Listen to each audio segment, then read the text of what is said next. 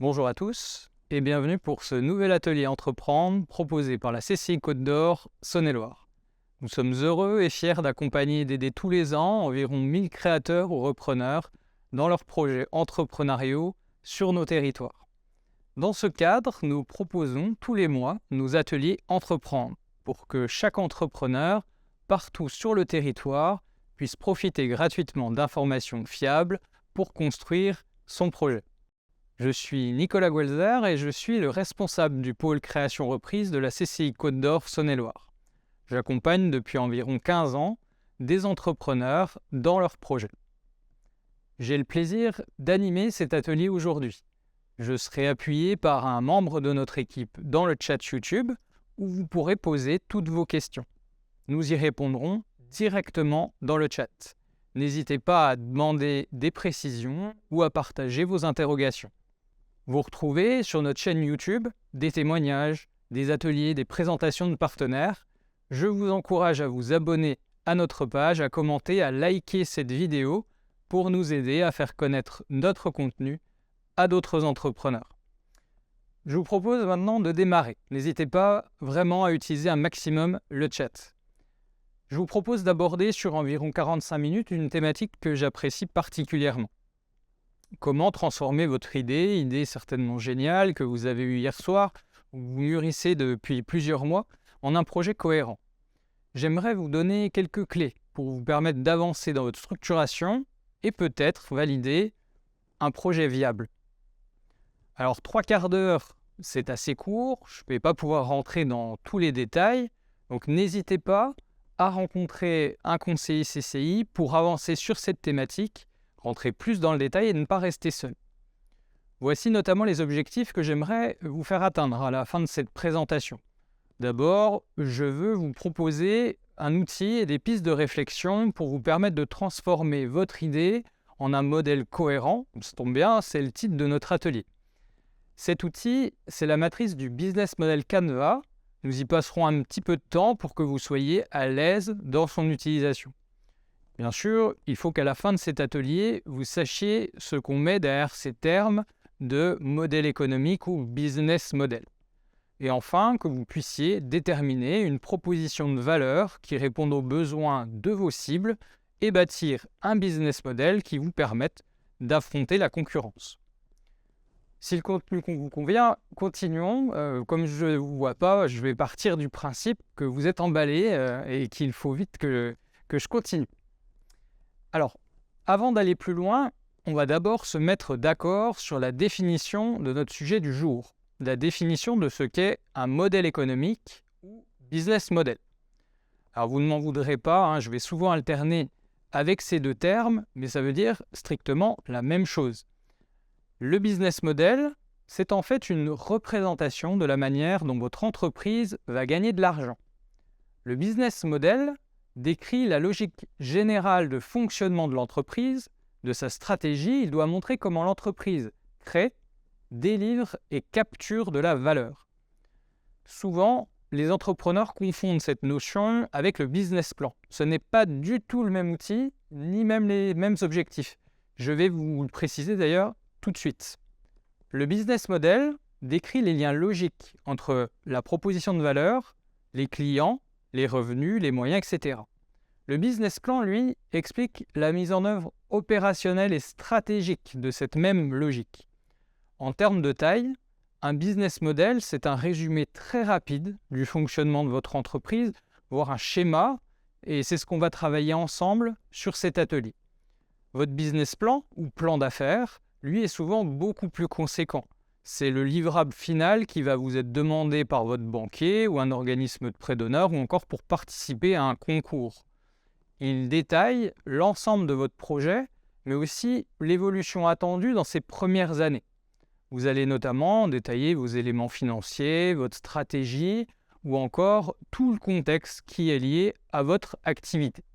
Sur le temps que nous allons passer ensemble, j'ai choisi d'aborder avec vous 3 points principaux.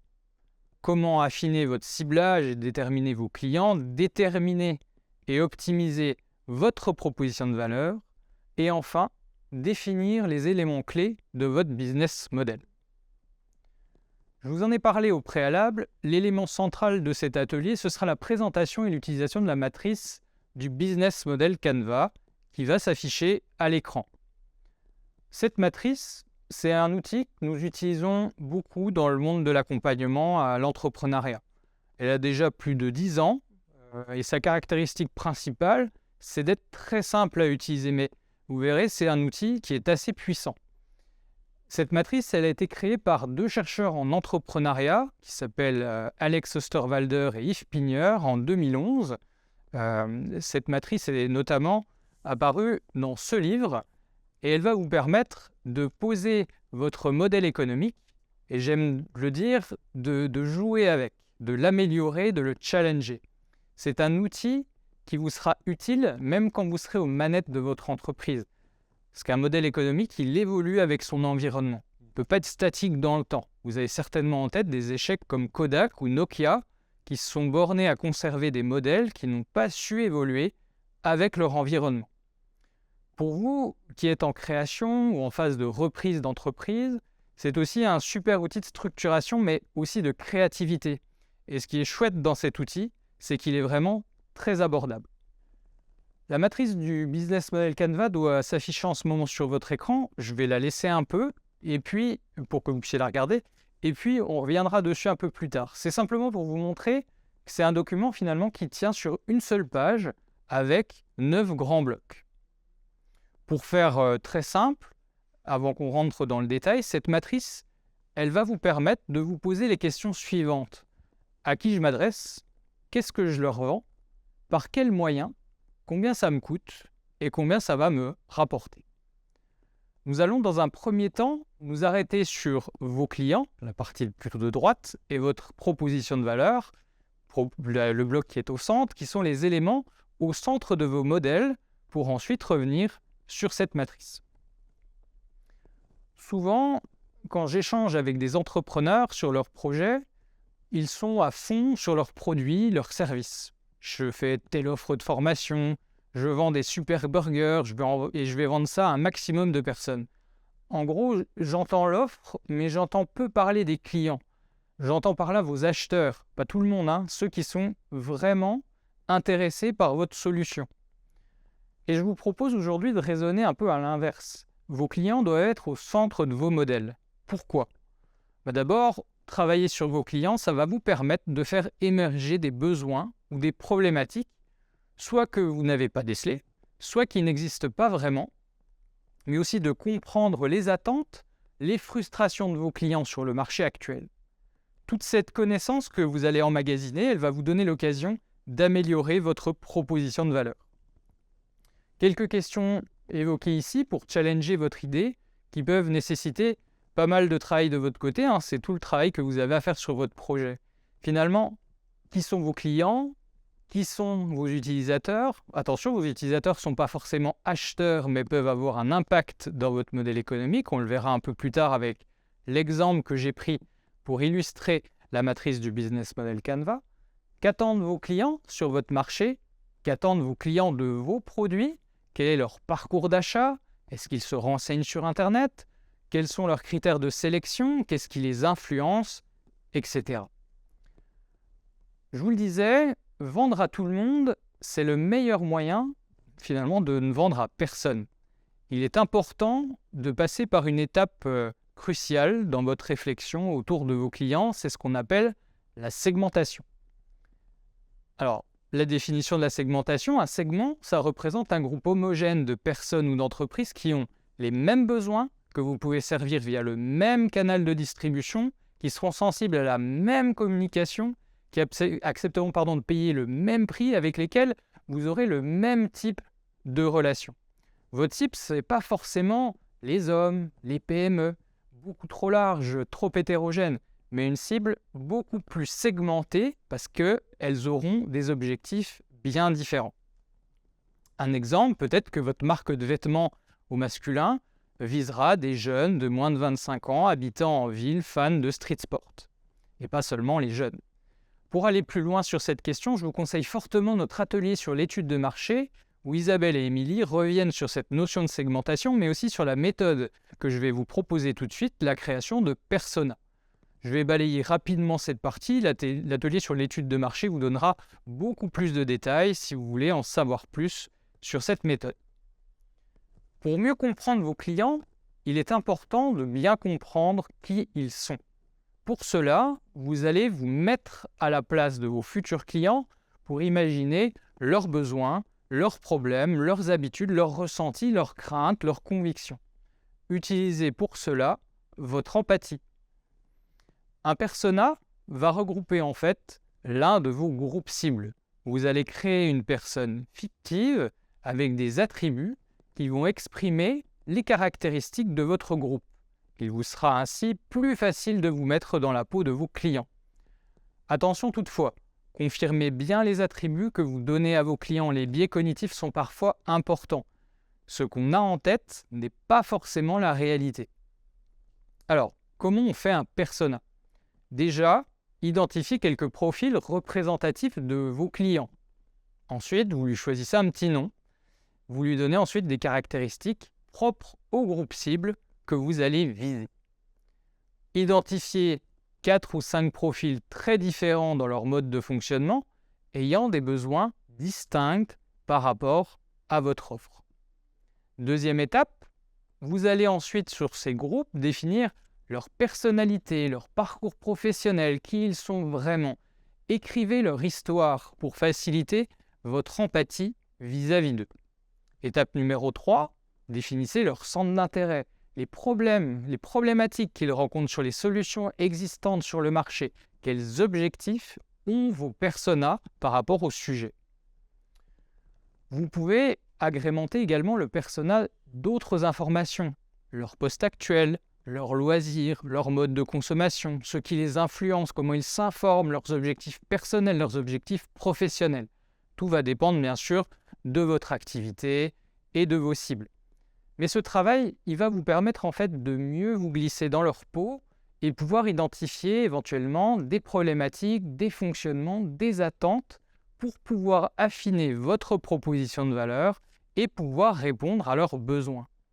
Si on fait un exemple qui vaut ce qu'il vaut, sans contexte, un persona, ça pourrait être Maxime, il a 45 ans, il est cadre hospitalier, il habite à 10 minutes de Dijon, il a 3 enfants, il est très pris par son travail. Il n'a pas le temps de se déplacer dans les magasins, il est adepte des achats en ligne. Il a 3 enfants, il aime leur faire plaisir. Ses moyens sont importants pour des loisirs, mais il cherche à consommer de manière beaucoup plus responsable. Il est prêt à payer plus cher de produits similaires s'ils sont éco-responsables. Il suit beaucoup de chaînes YouTube qui l'influencent dans ses choix. Il s'informe, il connaît parfaitement avant l'achat les caractéristiques des produits qu'il veut acheter. C'est un exemple, Votre conseiller CCI pourra travailler avec vous sur la réalisation de personas. Maintenant que vous avez normalement mieux cerné vos clients, surtout identifier leurs attentes, détecter leurs problématiques, les freins dans les solutions qui sont proposées aujourd'hui sur le marché, il est temps de travailler sur votre proposition de valeur. Alors attention, on ne va pas parler ici que de votre produit ou de votre service, mais ce que vous proposez à vos clients. Un exemple qui va peut-être vous parler, LinkedIn, réseau social très connu, propose une plateforme de mise en relation. Ça, c'est un moyen. LinkedIn, en fait, propose 4 offres bien distinctes. Une gratuite qui permet notamment à LinkedIn d'enrichir sa base d'utilisateurs, que vous utilisez certainement vous-même. Une pour les personnes qui vont rechercher un emploi. Une qui va être plutôt destinée aux DRH qui veulent recruter et une pour les commerciaux qui cherchent à démarcher. Chacune de ces offres cible un segment bien précis. Votre proposition de valeur doit satisfaire un besoin existant.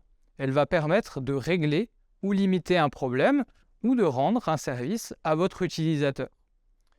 Voici quelques exemples de propositions de valeur sur des sociétés que, j'imagine, vous connaissez bien ou la plupart d'entre elles en tout cas.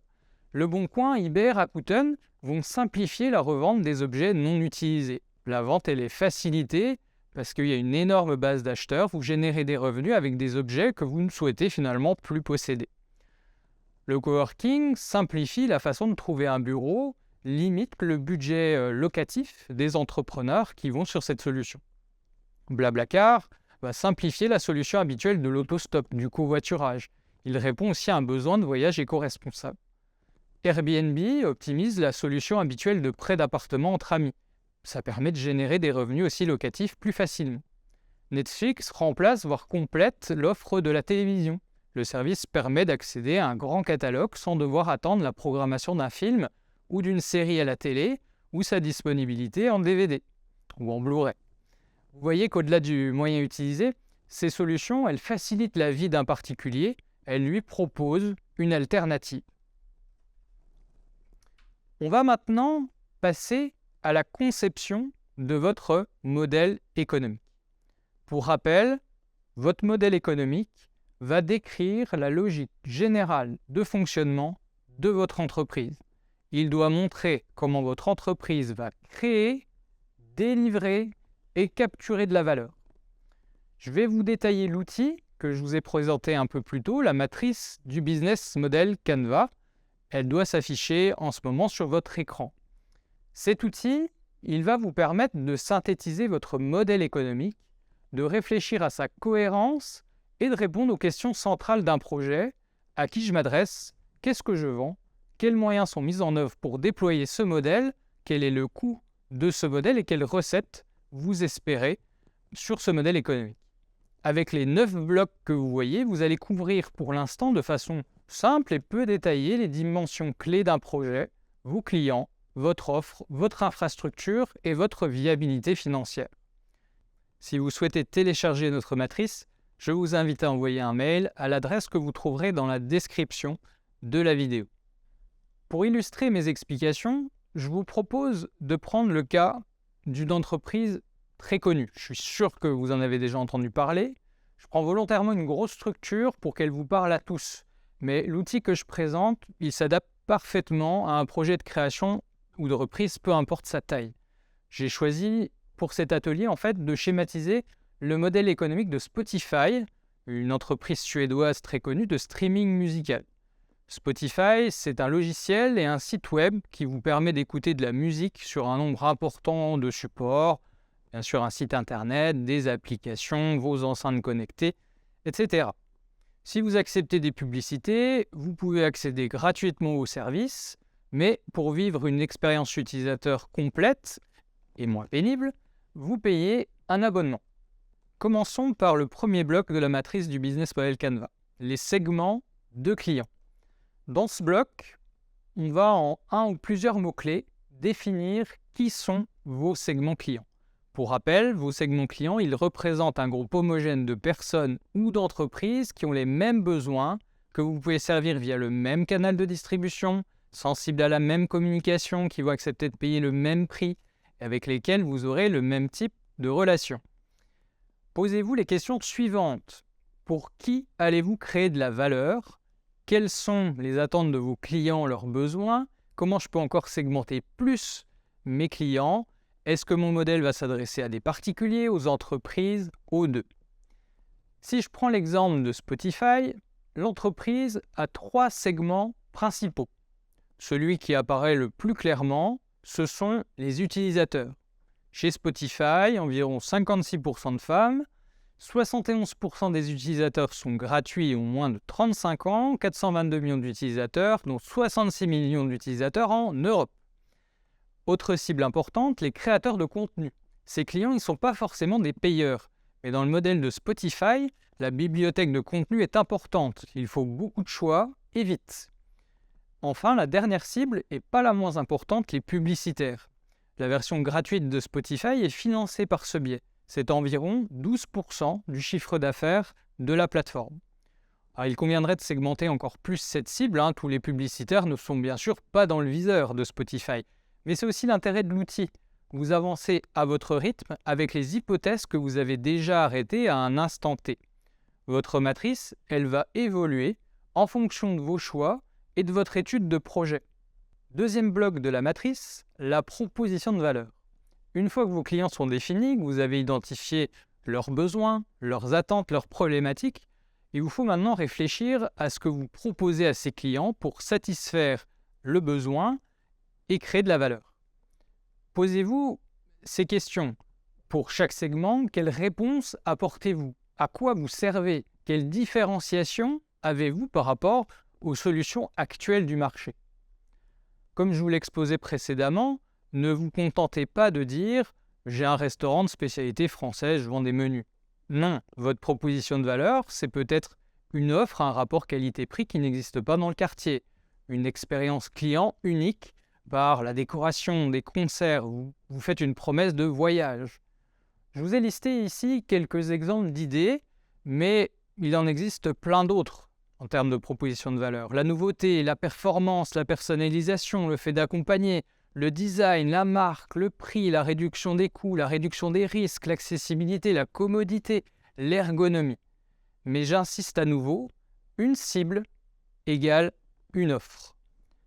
Si on reprend notre cas pratique avec Spotify et sa proposition de valeur, pour la cible utilisateur, Spotify n'offre pas juste la plateforme, qui est le canal, mais propose un accès illimité à une bibliothèque absolument gigantesque par du streaming. C'est la facilité d'accès, un catalogue sans fin, la fin de la musique stockée sur une clé USB ou dans la mémoire d'un appareil. Pour les créateurs de contenu, la promesse faite aux clients, c'est de pouvoir toucher des millions de personnes pour que son contenu soit découvert par un potentiel de 422 millions d'utilisateurs. Enfin, pour les publicitaires, vous comprenez tout l'intérêt. 240 millions d'utilisateurs, environ 57% ne payent pas l'abonnement à Spotify. Vos publicités ont donc une audience potentielle énorme avec des auditeurs qui ne zapperont pas vos pubs parce qu'ils veulent écouter la suite de leur playlist. On va maintenant passer aux canaux de distribution. Vous avez déterminé ce que vous proposez, à qui. Maintenant, il faut toucher et atteindre vos clients. Comment aider vos clients à choisir votre solution plutôt que celle d'un concurrent? Comment vont-ils comprendre votre promesse et estimer que votre offre est intéressante? Comment allez-vous vendre vos produits, vos services, en magasin, en ligne, par un réseau de distribution, etc. Est-ce que vous avez un système de service après-vente? Comment vos clients ou prospects peuvent rentrer en contact avec vous? Ayez en tête que vos canaux doivent couvrir les phases d'un parcours client. La reconnaissance, je fais connaître mon offre. L'évaluation, comment vos clients arrivent à évaluer votre offre et se dire « j'achète ». L'achat, comment vos clients achètent la prestation. Qu'est-ce que j'amène en plus que le simple produit? L'après-vente aussi. Qu'est-ce que je propose à mes clients après l'acte d'achat? Ça peut être pour les fidéliser ou montrer le sérieux de votre marque. Dans le cas de Spotify, les principaux canaux de distribution, ce sont le site internet spotify.com, les applications mobiles et les objets connectés, par exemple les enceintes Amazon, Apple ou encore Google.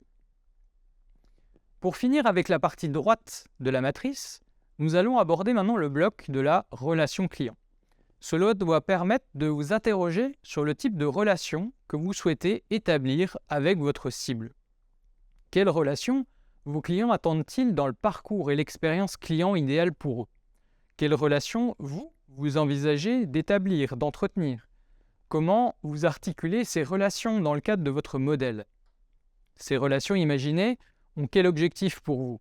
Du chiffre d'affaires, de la fidélisation, de la transformation de vos clients en ambassadeurs? Les objectifs peuvent être variés. Si on reprend notre cas pratique, Spotify va miser énormément sur son service client, un contact direct via son site et surtout le développement de communautés en ligne et une utilisation marketing sur les réseaux sociaux. Dans la matrice du business model Canva, le bloc des flux de revenus englobe le chiffre généré par chaque segment client. On ne parle pas forcément de profit ici, mais de flux d'entrée d'argent. Vous avez défini vos cibles, réfléchi à votre proposition de valeur. Vient maintenant la question de définir combien ces cibles sont prêtes à payer pour vos produits ou vos services. Chaque cible a ses propres mécaniques de prix et de cycle de vie d'un produit. Quelques questions à vous poser. Comment mes clients vont payer? Est-ce qu'il y a une récurrence? Est-ce que l'achat ne se fait qu'une fois? Est-ce que je peux par exemple proposer un abonnement pour optimiser ma trésorerie? Est-ce que mes prix changent en fonction du volume, etc. Je ne vais pas rentrer dans les détails ici, il faudrait un atelier entier pour parler de ce bloc. Je vous conseille de suivre nos ateliers sur l'étude de marché et les réalisations d'un prévisionnel qui reviennent sur l'estimation du revenu de votre future entreprise. Dans le cas de Spotify, on se retrouve ici face à un modèle dit freemium, c'est-à-dire qu'une partie est gratuite pour l'utilisateur qui paye un abonnement s'il veut arrêter la frustration d'être coupé systématiquement par de la publicité. Mais pour financer ce freemium, la base utilisateur permet de générer des revenus publicitaires importants via la cible B2B. Chiffre d'affaires environ 10 milliards par an, environ 85% sont les utilisateurs premium pour 15% d'utilisateurs gratuits qui subissent la publicité. Passons maintenant à la partie gauche de votre business model Canva qui s'articule autour des moyens. Le premier bloc que je voudrais vous illustrer, c'est celui des ressources clés. Ici, je voudrais que vous vous posiez la question de ce qui est forcément nécessaire de posséder dans votre entreprise pour réussir le modèle que vous avez dessiné plus tôt. De quelles ressources ai-je besoin au niveau financier, au niveau humain, au niveau physique, au niveau intellectuel pour faire tourner ma boîte? Par exemple, vous mettez en avant dans votre modèle une relation client forte avec un SAV très performant, qui est votre différenciation avec vos concurrents. Ce choix va imposer des ressources internes, humaines pour gérer ce SAV, financières pour financer par exemple des formations techniques à vos salariés, un local dédié, des machines de réparation, etc., etc. Pour Spotify, l'entreprise possède son logiciel qui est le centre de sa proposition de valeur. Spotify possède également une batterie de contrats avec des artistes ayant droit pour pouvoir intégrer toujours plus de contenu à sa plateforme. Spotify profite également d'une base d'actionnaires investisseurs extrêmement forte qui permet à l'entreprise de financer sa croissance. Enfin, sans son équipe de développeurs, de codeurs, de commerciaux, l'entreprise, comme un peu toutes les autres, vous me direz, ne pourrait pas exister. Parlons maintenant des différentes activités clés. Ce bloc, il doit permettre de visualiser les actions obligatoires que vous devez réaliser pour que votre business fonctionne. Les tâches en fait essentielles à réaliser pour faire se rencontrer votre proposition de valeur et vos clients pour générer des revenus. On peut retrouver des activités très différentes en fonction de vos entreprises, vos choix stratégiques. Cela peut être la production, la recherche et le développement, la gestion de votre site web, la logistique, etc., etc. Pour Spotify, voici quelques activités clés pour l'entreprise. Je ne vais pas toutes vous les développer, je vais en prendre 2 ou 3. Le développement continu du logiciel est obligatoire. Son ergonomie, développer de nouvelles fonctionnalités, travailler sur de nouveaux supports, résoudre des bugs. Vous comprenez, j'imagine, que c'est une tâche obligatoire pour une entreprise du web comme Spotify. Pour intéresser toujours plus d'utilisateurs et conserver sa base de clients, la plateforme doit toujours proposer du nouveau contenu. La négociation des contrats est une activité importante car elle a un impact fort et sur la rentabilité et sur la profondeur du catalogue. 8e bloc de ce business model Canva, les partenaires clés. Ce bloc, il est assez simple. Il s'agit ici de définir si vous allez entretenir une relation d'affaires avec une autre entreprise. Pourquoi on a besoin de partenaires dans le modèle qu'on veut déployer? Alors cela peut être bien sûr pour réduire un risque, d'acquérir une ressource ou encore de réaliser des économies d'échelle par exemple. Là aussi, tout va dépendre de votre stratégie. Je vous conseille notamment de penser en priorité aux partenaires qui vont vous permettre d'accroître votre proposition de valeur ou de réduire vos risques, surtout quand on démarre une entreprise comme vous. Dans le cas de Spotify, je vous ai listé 3 partenaires importants. Les investisseurs externes, qui, comme dans le bloc ressources clés tout à l'heure, vont permettre à la plateforme de croître et de se développer. Des labels musicaux, comme Sony ou Universal, qui permettent d'obtenir les droits nécessaires à la diffusion de la musique. Et enfin, les partenaires marketing qui permettent de tracer et de mesurer les audiences, les campagnes de publicité. Terminons cette présentation du business model Canva par le dernier bloc, celui de la structure de coûts. Vous avez déterminé les moyens dont vous avez besoin dans les blocs précédents. Créer de la valeur, ce n'est pas gratuit. Maintenir une relation client non plus. Votre modèle va forcément nécessiter des investissements, des dépenses. On va donc essayer de définir ici dans ce bloc ces sorties d'argent. Là aussi, je vais vous renvoyer à l'atelier sur les comptes prévisionnels pour aller plus loin sur ce sujet, parce que là aussi, c'est quelque chose d'assez dense. On peut distinguer deux types d'approches dans la conception du modèle. Une approche centrée sur la réduction de vos coûts, leur optimisation, et une autre centrée sur la création de valeur et moins concentrée sur cette optimisation de coûts, mais qui peut être aussi plus risquée. Exemple typique, le luxe où l'expérience client est maximale, mais du coup les coûts sont aussi maximales. Dans un premier temps, identifiez dans les autres blocs les dépenses principales. Ces dépenses, est-ce qu'elles sont des charges variables, c'est-à-dire une dépense qui suit l'évolution de votre chiffre d'affaires, ou une charge fixe qui finalement, peu importe votre revenu, sera à sortir de votre compte en banque tous les mois. Alors, pas d'inquiétude, ce bloc il va s'affiner au fur et à mesure que vous avancerez sur votre projet.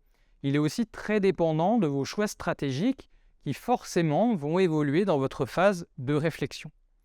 Dans notre exemple, les coûts principaux pour Spotify, ça va être la gestion de son parc immobilier, la maintenance des services Internet, les salaires pour toute cette équipe de développeurs, de codeurs, la recherche et le développement, les copyrights, les paiements aux ayants droit et le marketing pour financer toute cette musique. Vous voyez maintenant s'afficher notre matrice complète pour notre exemple.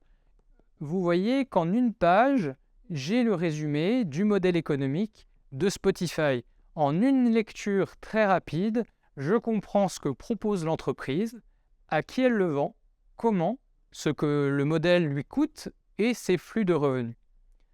Ce que vous devez vraiment avoir en tête, c'est que d'une idée peut se déployer différents modèles économiques, des clients différents, des moyens différents, des positionnements différents. C'est aussi ce qui permet finalement à des services qui paraissent identiques sur le papier de vivre dans un environnement concurrentiel. Une fois vos choix stratégiques et votre modèle économique arrêté, vous allez pouvoir explorer votre marché plus en détail. Peut-être, et ça serait vraiment normal, votre modèle version 1 n'était pas le bon. Le modèle V2 ou V3 le sera peut-être. Ce modèle est représentatif de vos travaux à un instant T, il va évoluer et c'est bien normal. L'intérêt de l'outil, c'est d'arrêter de bonnes hypothèses de départ. De façon très schématique, vous pouvez visualiser le modèle de votre structure, transformer votre idée en un projet et poser vos hypothèses pour valider votre future stratégie et étudier votre marché. Un point de vigilance. Vous devez revoir régulièrement votre modèle économique et l'adapter au changement de votre environnement. Pour clôturer l'atelier, quelques recommandations. Je vous conseille de commencer cet exercice une fois que vous avez bien défini vos ambitions et la vision que vous avez pour votre activité. Cela vous aidera dans l'approche de votre business model. Quelle est la raison d'être de mon entreprise? Où voulez-vous arriver dans 5, 10 ans? Quel est le but à atteindre? Quelles étapes vous permettront d'atteindre ce but? Quelles offres vous souhaitez proposer en premier? Quels sont vos partenaires prioritaires, etc. Vous avez déjà analysé les tendances du marché sur lequel vous vous implantez. C'est un gain de temps. Si vous vous rendez compte que le marché est saturé, que les solutions actuelles sont performantes, que la plupart des positionnements sont pris, demandez-vous si vous n'avez pas intérêt à explorer un autre marché. Vous avez également déjà regardé qui étaient les principaux acteurs de ce marché, vos concurrents, vos fournisseurs, pour vous familiariser avec l'environnement, les attentes, les us et coutumes de cet environnement. Vous avez aussi fait le point sur la réglementation de votre activité, les contraintes de votre marché. Est-ce qu'il y a des normes, des diplômes minimums à posséder, une certaine réglementation? Tout cela peut être bloquant pour votre projet malgré un super modèle économique. Surtout, allez sur le terrain. Ne restez pas uniquement sur votre feuille de papier ou votre ordinateur. Testez vos hypothèses de travail, interviewez des futurs clients, des fournisseurs. Bref, allez sur le terrain. Votre business model, c'est la formalisation concrète de votre idée initiale. Il doit être cohérent avec la mission, la stratégie et refléter l'entreprise que vous visez. Une fois votre business model défini, vous allez pouvoir travailler une étude de marché plus poussée qui va légitimer ce modèle économique. Là, je vous invite à nouveau à suivre notre atelier sur le sujet pour aller beaucoup plus loin. J'en ai terminé pour cet atelier. J'espère qu'il vous aura plu. Alors, je sais que le contenu est assez dense sur ce temps assez court, mais pas d'inquiétude. Vous pouvez bien sûr revoir cet atelier, mais aussi vous adresser à votre conseiller CCI pour travailler avec lui votre projet de création de reprise et structurer ce fameux modèle économique. Je vais afficher également notre outil en ligne, gratuit qui vous permettra de rédiger votre business plan et qui propose notamment de créer un business model Canva. Il s'agit du site ccibusinessbuilder.fr. Merci d'avoir suivi cet atelier. Je vous encourage à nouveau à vous abonner à la chaîne, à liker cette vidéo. Cela vous permet d'être au courant de nos prochaines sorties de vidéos et nous permet d'améliorer notre référencement et d'être découvert par d'autres entrepreneurs. Je vous souhaite le meilleur pour vos projets. Au revoir.